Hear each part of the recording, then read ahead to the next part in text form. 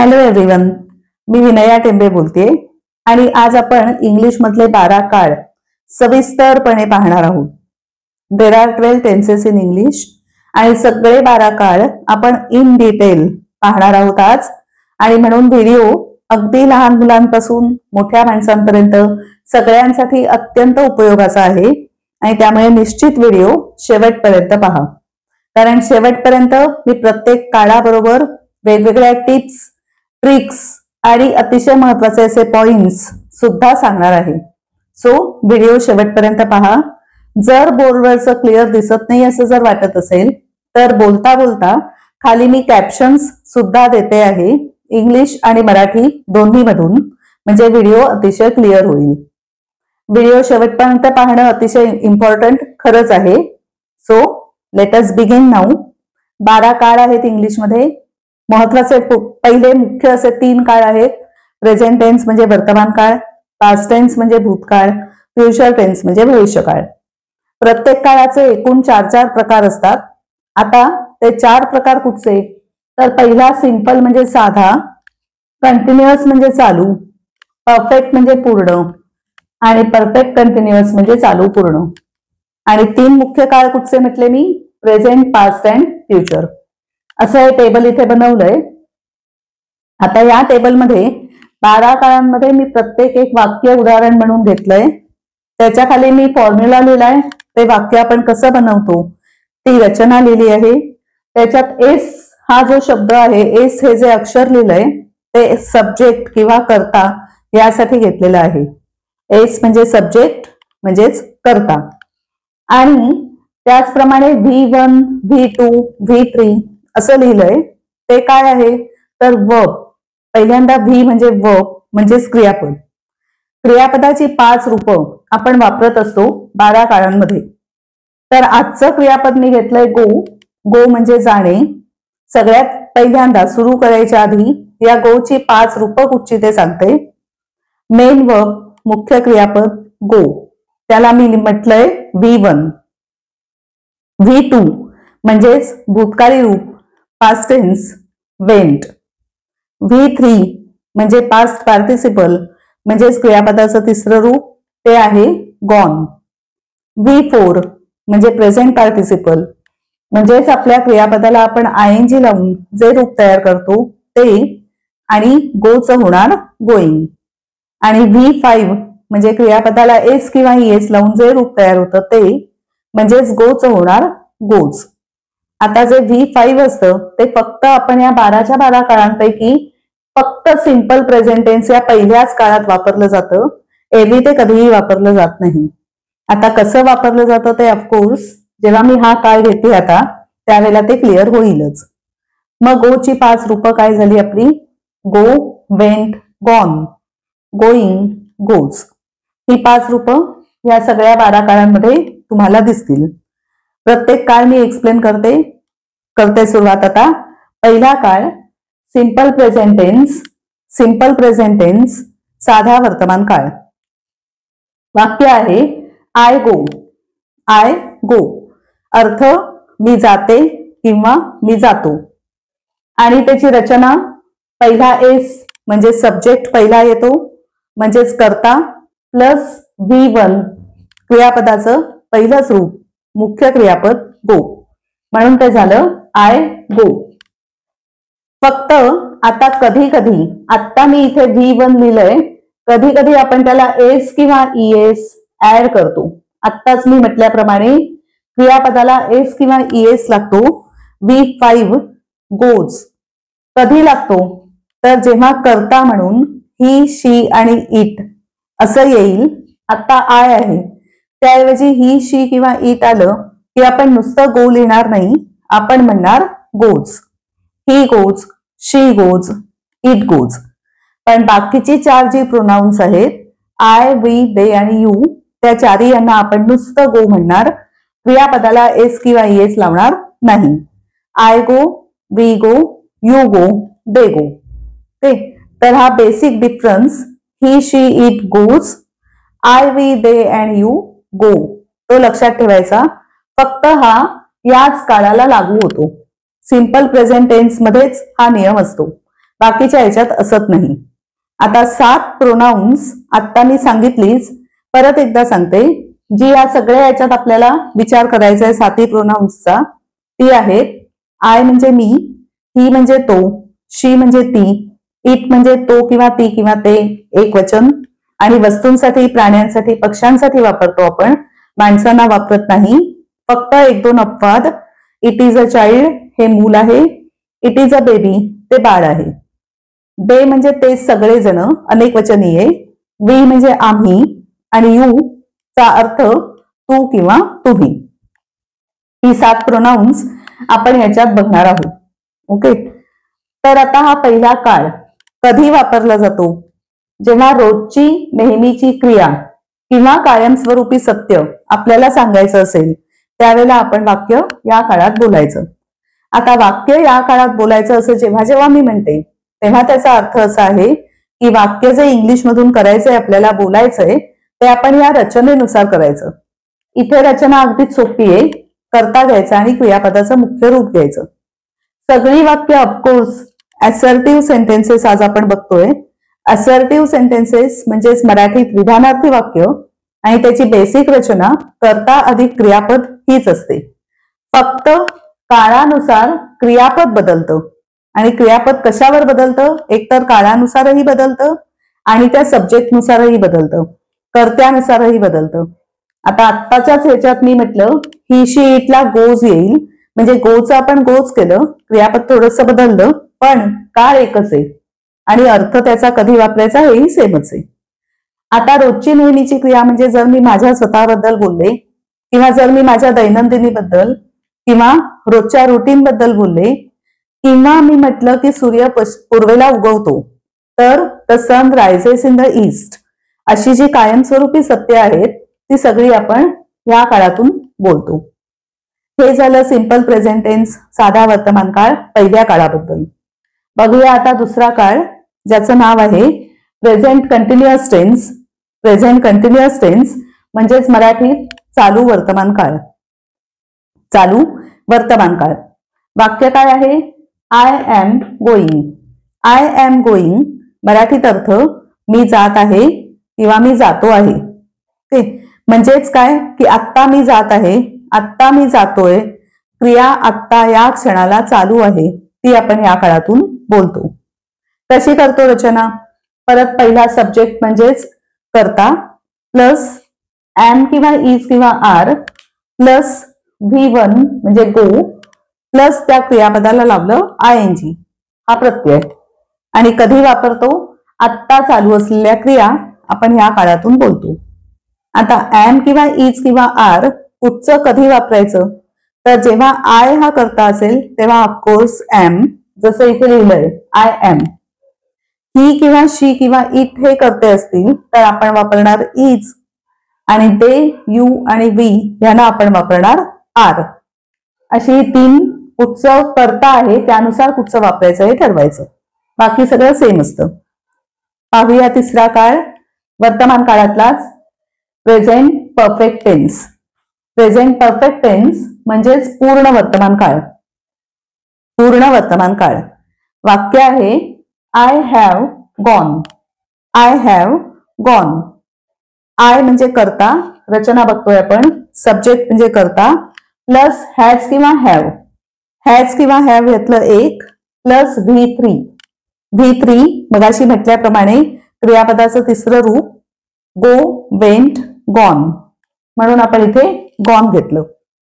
आता अजून एक प्रश्न इथला, हॅज आणि हॅव कसं ठरवायचं?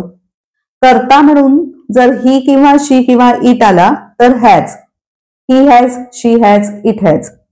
पण कर्ता म्हणून आय, वी, दे आणि यू यातलं काही आलं तर हॅव, म्हणून हॅज किंवा हॅव. बाकी सगळं सेम. आणि कधी वापरायचा हा काळ? तर वर्तमानातली पूर्ण झालेली क्रिया जेव्हा आपल्याला बोलायचंय त्याबद्दल, त्यावेळेला आपण हा काळ वापरायचा. या वाक्याचा अर्थ आय हॅव गॉन, मी गेलेला आहे किंवा मी गेलेली आहे. मी गेलेली आहे किंवा मी गेलेलो आहे. म्हणजेच काय? माझी जाण्याची क्रिया पूर्ण झाली आहे. जेव्हा आपली क्रिया वर्तमान काळात पूर्ण होते तेव्हा आपण ती या काळात सांगतो. ओके. पाहूया चौथा काळ, ज्याचं नाव आहे present perfect continuous tense. Present perfect continuous tense मराठीत आपण म्हणणार चालू पूर्ण वर्तमान काळ. चालू पूर्ण वर्तमान काळ. उदाहरण, I have been going. I have been going. I have been going अर्थ होतो मी बराच वेळ जात आहे. कंसात बराच वेळ. बराच वेळासाठी क्रिया चालू असते तेव्हा आपण ती ह्या काळात बोलतो. म्हणून बराच वेळ मी अमुक अमुक करतेय, बराच वेळ मी जातेय, बराच वेळ मी जातोय, असा याचा अर्थ बराच वेळ मी जातोय. तेव्हा आपण वाक्य या काळात बनवायचं. मग बनवायचं म्हणजे रचना कशी करायची वाक्याची? पहिला घ्यायचा सब्जेक्ट म्हणजेच कर्ता प्लस हॅज किंवा have plus been plus V1 क्रियापदाचं पहिलं रूप म्हणजे मुख्य क्रियापद प्लस त्या क्रियापदाला ING हा प्रत्यय लावायचा. परत हॅज की हॅव, ही शी इट कर्ता म्हणून आलं की हॅज, आय वी दे आणि यू कर्ता म्हणून आलं की हॅव. त्यानुसार ठरवायचं हॅज की हॅव. आता हा काळ कधी वापरायचा? काय लिहिलंय मी इथे? आधी सुरू होऊन अजून चालू असलेली क्रिया. एखादी क्रिया जी वर्तमान काळातच पण जरा आधीपासून सुरू झालीये, आत्ता मी बोलतेय त्यावेळेलाही ती चालू आहे आणि जरा अजून पुढे क्वचित चालूही राहील, अशी जी बऱ्याच वेळासाठी क्रिया चालू असते ती क्रिया आपण या काळातून सांगतो. इथे आपला प्रेझेंट टेन्स पूर्ण होतो. बघूया आता पास्ट टेन्स. त्यातला पहिला प्रकार simple past tense. Simple past tense मराठीत साधा भूतकाळ. साधा भूतकाळ. वाक्य आहे आय वेंट. आय वेंट मी गेलो, मी गेले. I went. आणि रचना एस म्हणजेच सब्जेक्ट कर्ता पहिला प्लस V2. V2 म्हणजे क्रियापदाचं दुसरं रूप जे भूतकाळी रूप असतं ते घ्यायचं. गो वेंट म्हणून आपण वेंट घेतला. आणि कधी वापरायचा? भूतकाळात झालेली क्रिया सांगायची असेल तेव्हा आपण हा काळ वापरतो. एखादी क्रिया भूतकाळात झाली बस एवढं जेव्हा म्हणायचं असेल तेव्हा आपण ह्या काळात ते म्हणायचं. पाहूया पुढचा काळ ज्याचं नाव आहे past continuous tense. Past continuous tense म्हणजेच चालू भूतकाळ.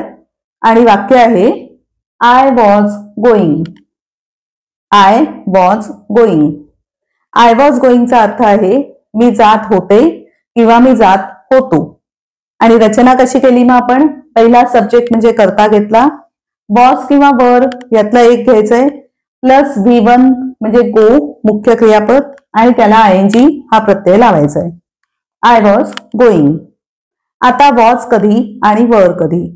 एक वचनी करता असताना वॉज, अनेक वचनी करता असताना वर. म्हणजेच I was, he was, she was, it was. पण दे वर, we were, you were. Okay. कर्त्यानुसार परत ठरवायचं वॉज घ्यायचं की वर घ्यायचं. आणि कधी वापरायची ही क्रिया? तर एखाद्या विशिष्ट वेळेला भूतकाळात चालू क्रिया. भूतकाळातली क्रिया आहे पण ती चालू होती आणि एखाद्या विशिष्ट वेळेला ती क्रिया चालू होती असं म्हणताना आपण हा काळ वापरायचा. पाहूया तिसरा काळ ज्याचं नाव आहे past perfect tense. Past perfect tense म्हणजेच पूर्ण भूतकाळ. म्हणजेच काय? पूर्ण भूतकाळ. आता उदाहरण वाचते. I had gone. I had gone म्हणजेच काय अर्थ झाला? मी गेलेलो होतो, मी गेलेले होते.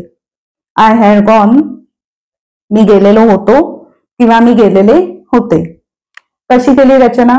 पहिला सब्जेक्ट म्हणजेच कर्ता घेतला प्लस हॅड प्लस V3 म्हणजे क्रियापदाचं तिसरं रूप जे गो वेंट गॉन, गॉन घेतलं. आणि कधी वापरतो आपण ही क्रिया? एखाद्या विशिष्ट वेळेआधी पूर्ण झालेली भूतकाळातली क्रिया. एखादी विशिष्ट वेळ आहे त्या वेळेच्या आधी पूर्ण झालेली क्रिया असेल भूतकाळातली असं जेव्हा म्हणायचं असेल तेव्हा आपण हा काळ वापरतो. आय हॅड गॉन मी गेलेले होते, मी गेलेलो होतो. पूर्ण झालेली क्रिया भूतकाळातली. पाहूया चौथा काळ ज्याचं नाव आहे past perfect continuous tense. Past perfect continuous tense म्हणजेच चालू पूर्ण भूतकाळ. चालू पूर्ण भूतकाळ. उदाहरण बघूया त्याचं आपण. I had been going. I had been going म्हणजेच अर्थ काय, मी बराच वेळ जात होतो किंवा जात होते. बराच वेळासाठी चालू असलेली क्रिया. रचना पाहूया. पहिला सब्जेक्ट म्हणजे कर्ता plus had plus been plus V1 क्रियापदाचं पहिलं रूप गो, त्याला आपण ING हा प्रत्यय लावायचा आहे. कधी वापरायचं? भूतकाळात आधी सुरू होऊन त्या वेळेपर्यंत चालू क्रिया. एखादी क्रिया जी भूतकाळात सुरू झाली आहे ऑलरेडी आणि बोलतोय त्या वेळेपर्यंत ती चालू आहे, भूतकाळात ती चालू होती आणि बराच वेळ पुढे चालू राहील, अशी जी क्रिया असेल जी भूतकाळात बराच वेळासाठी चालू होती, त्या क्रियेसाठी आपण हा काळ वापरायचा. इथे आपला पास्ट टेन्स संपतोय. आता पाहूया फ्युचर टेन्स. परत त्याचे 4 प्रकार. पहिला प्रकार सिंपल फ्युचर टेन्स म्हणजेच साधा भविष्यकाळ. सिंपल फ्युचर टेन्स साधा भविष्यकाळ. वाक्य काय लिहिलंय? I shall or will go. I shall or will go. I shall or will go म्हणजेच मी जाईन. अर्थ मराठीत मी जाईन. रचना पहिला सब्जेक्ट म्हणजे कर्ता प्लस शल किंवा विल प्लस V1 म्हणजे क्रियापदाचं पहिलं रूप इथे गो. आता परत प्रश्न, शल कधी आणि विल कधी?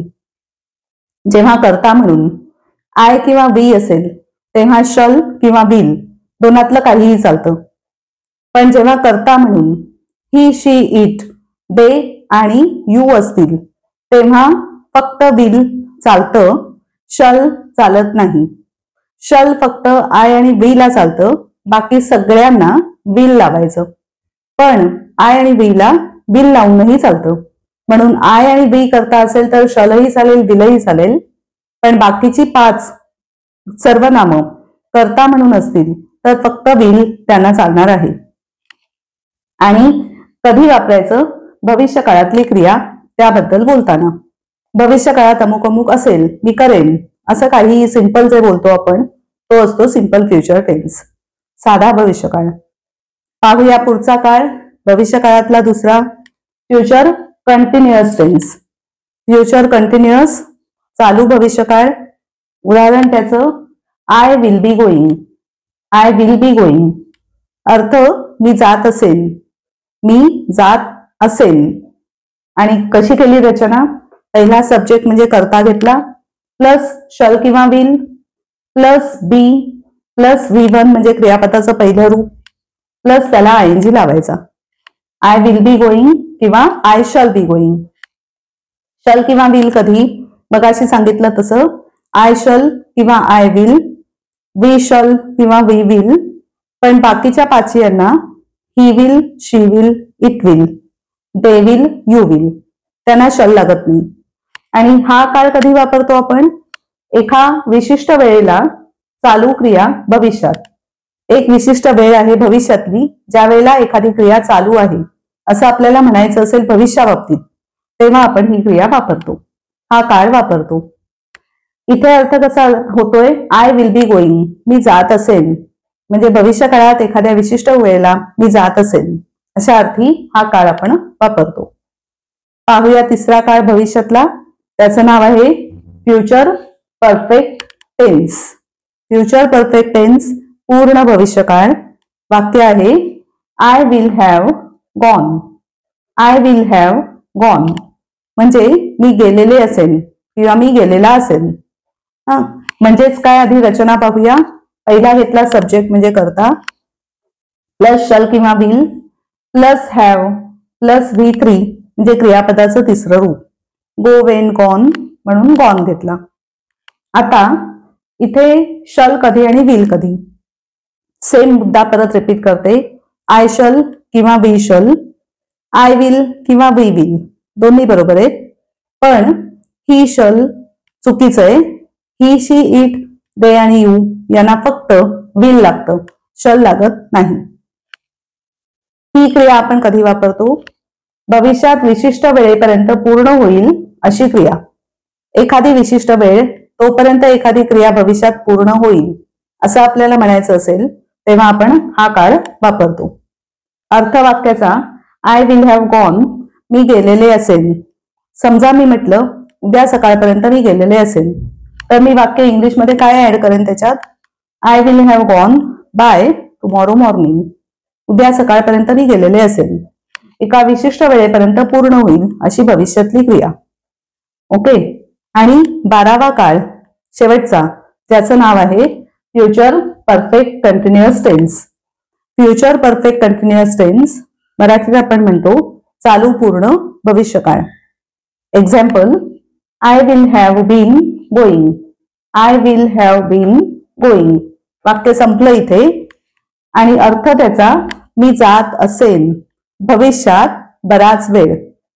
आता रचना पाहूया. सब्जेक्ट म्हणजे कर्ता प्लस शल किंवा will plus have plus been plus V1 म्हणजे पहिलं क्रियापदाचं रूप प्लस त्याला ING हा प्रत्यय लावायचा. I will have been going.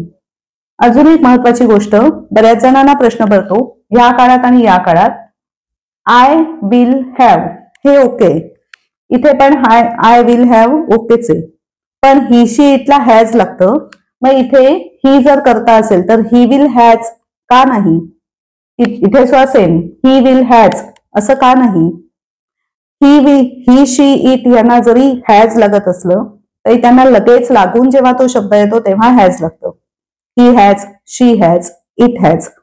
मध्ये विल हा शब्द आला की हॅज लागत नाही. मग तेव्हा he will have, she will have, it will have. हॅवच घ्यायचंय विल मध्ये आल्यानंतर. विल हे क्रियापद नेहमी भविष्यकाळ दाखवतं. जेव्हा हे क्रियापद मध्ये येतं तेव्हा पुढे हॅज नाही हॅव घ्यायचं, करता कुठचाही असो. ओके. सो आपण बोलतोय ह्या काळाबद्दल. मग आता हा काळ कधी वापरतो? बराच वेळ आधी चालू आणि एका वेळेपर्यंत भविष्यात पूर्ण होईल अशी ती क्रिया. म्हणजेच काय?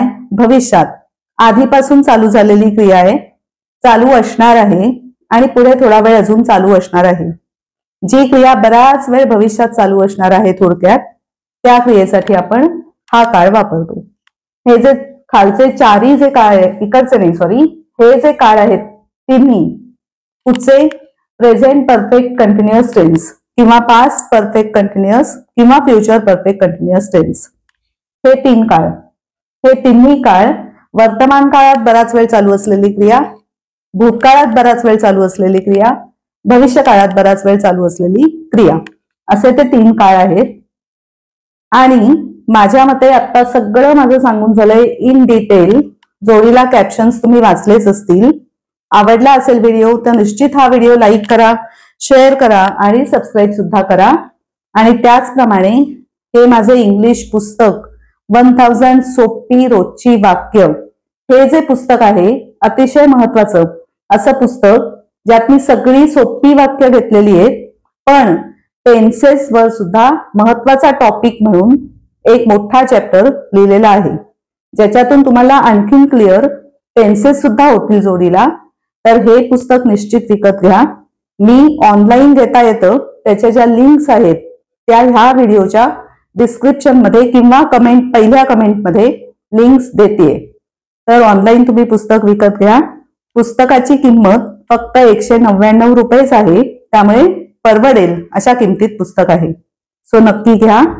Thank you very much for watching this video today आणि ऑल द बेस्ट. सगळे टेन्सेस क्लिअर होतील अशी अपेक्षा करते. 1 सेकंद मी साईडला आहे उभी. स्क्रीनशॉट करायचं तर निश्चित काढून घेऊ शकता. Thanks once again.